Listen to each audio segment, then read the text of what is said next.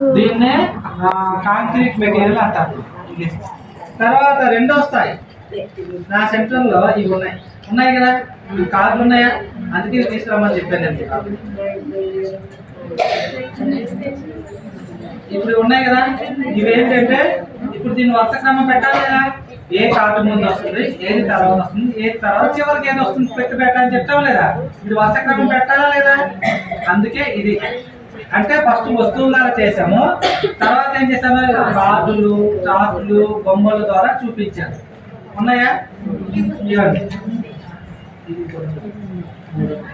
ఇది కూడా వరుసగా ఉంటుంది.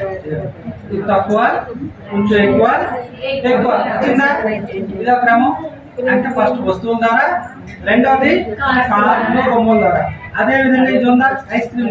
ఇది మనం చేసే గుర్తుందా, ఐస్ క్రీము, తర్వాత ఇది, తర్వాత ఇది, తర్వాత ఇది, తర్వాత ఇదంతా క్రమం వచ్చిందా లేదా.